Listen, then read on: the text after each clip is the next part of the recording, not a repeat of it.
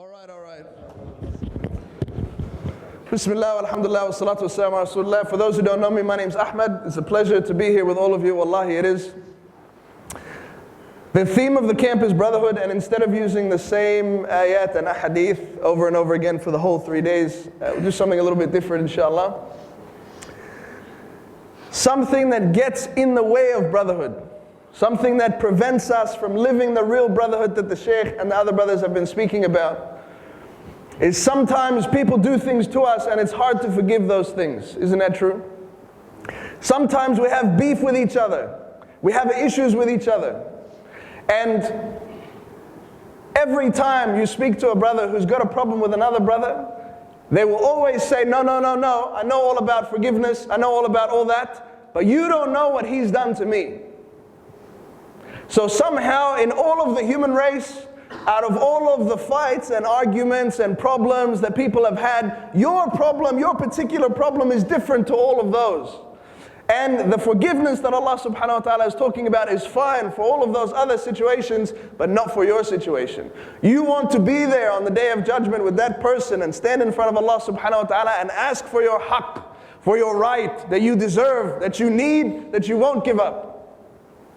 And wallahi, when you dig in and start to speak to some of the brothers about these problems, wallahi, some of it is the most ridiculous, childish stuff that you can imagine. He knew that pepperoni was my favorite pizza. He knew that. And there was only one slice left. And he ate that slice of pepperoni and he knew that I wanted it. And wallahi, I thought he was my brother. I'm playing Call of Duty and I didn't get up to the save point and he switched off the PS4 and he knew I've been struggling to finish that level. He switched off the car. I didn't save. I don't know if I could forgive him. Some of it is really frivolous, ridiculous stuff. But some of it is serious stuff. And you have to understand what you're saying to yourself when you're saying that I refuse to forgive that person until Allah subhanahu wa ta'ala judges between us on the day of judgment. Allah subhanahu wa ta'ala through Sayyidina Muhammad sallallahu alayhi wa sallam has taught us so much about the day of judgment and what the day of judgment will be like.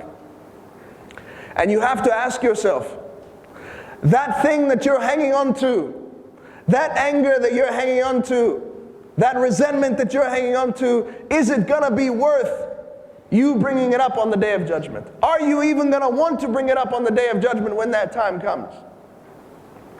So very quickly, what do we know about the day of judgment? Well, we know that everyone will be resurrected naked. Everyone will be acting like they're drunk when they're not drunk. People will be running around screaming. People will have a perfect memory of their own sins for their whole life.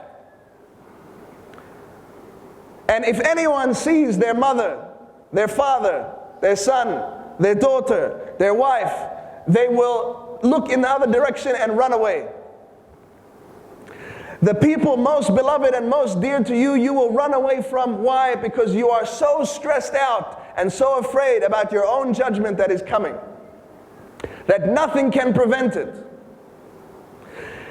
People will be jammed together, packed together. Yawm al-Hashr, on the day that people will be packed together, how packed will they be? The size of one footstep, there will be 1,000 feet on that piece of ground. People will be on top of each other. Some people at the bottom drowning in sweat. Some people with sweat up to their ankles, some up to their knees, some up to their waist. And this is the day that you want to bring up, that he turned off your PS4.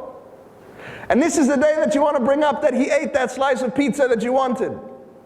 This is the day that you want to bring up that he took your parking spot, or that he added a girl on Facebook that you were intending to marry. These are the things that we think matter, but on that day they won't matter. These are the things that we think we need to hang on to, but when that day comes, you will say, what a fool I was.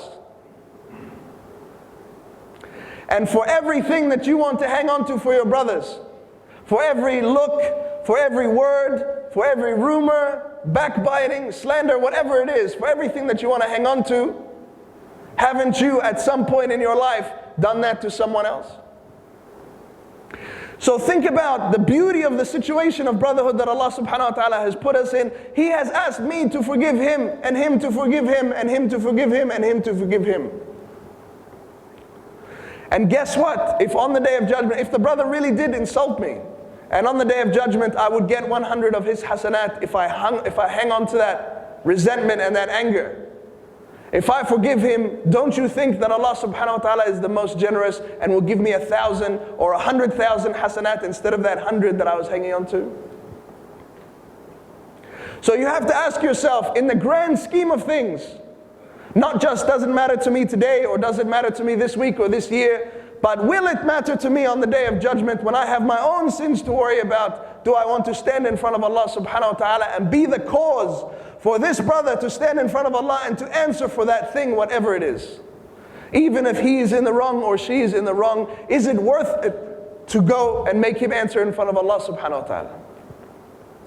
And let's look, I'm probably going to go over time.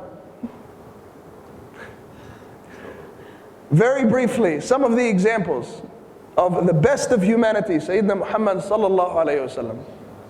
I don't have a lot of time, I'll be very quick inshallah. Everyone knows who Abu Sufian is. One of the biggest enemies of Islam for the majority of the message, of the mission of Prophet Muhammad sallallahu alayhi wasallam. One of the leaders of Quraysh who participated and fought in the battles against the Muslims. Who participated and fought in the battle of Uhud, where Sayyidina Muhammad sallallahu alaihi wasallam was injured and his teeth were falling out, and there was rumors spreading through the Muslims that he had died. Abu Sufian was fighting against the Muslims there. And at the end of the battle, the wife of Abu Sufian, Hind, and some of the other women of Quraysh walked around to the bodies of the dead Muslims, of the dead Sahaba, of the dead companions, and cut off their ears and cut off their noses, off their faces. And what did Abu Sufian have to say about this after the battle? He approached the mountain of Uhud where the Muslims were, and he said, "O Muhammad, you will see some of the bodies of the Muslims have been mutilated. I didn't order for that mutilation to happen, but at the same time, I don't have a problem with it." Imagine your friend, your father, your brother, not only killed, but his body mutilated, ears and noses cut off. And someone is coming to you and saying to you, "Hey, I didn't do it, but I think it's all right." And his wife Hind ordered the killing of Sayyidina Hamza and cut his liver out of his body and tried to bite into and swallow a piece of that liver. Look at this sick mind. And guess what? In the later years, Abu Sufian and his wife Hind both became Muslim and both gave their shahada. So that means they were around the messenger, they met him, they saw him, they sat with him. Not only that, they actually, as a married couple, they had some marriage problems. They needed some marriage counseling. And who do you think they went to for marriage counseling? They went to Sayyidina Muhammad sallallahu alayhi wasallam. They went to him as a husband and wife and asked him for advice to save their marriage and to keep them together after they had done all of this to the Muslims, the companions, the family of Rasulullah. And how do you think he was with them? He was, as you would expect, the greatest human being who ever lived to be with them. He smiled at them, he was generous with them, he gave sincere advice to them, and he wished them well and made dua for them, for Allah subhanahu wa ta'ala to save them and save their marriage and give them Jannah. Those brothers that you have a beef with, how many of your friends did they kill? How many of your friends did they mutilate their dead bodies? How many of your friends did they come and say, "I don't have a problem with that mutilation"? So you have to ask yourself, in the grand scheme of things, is it worth it? Don't you want the greater reward from Allah subhanahu wa ta'ala for forgiving more than you would get if you hung on to it? The Tibetan monks, they have a saying. They say that everything that happens outside of my chest. Everything happens out here, but I control how I feel in here. And wallahi, this is true.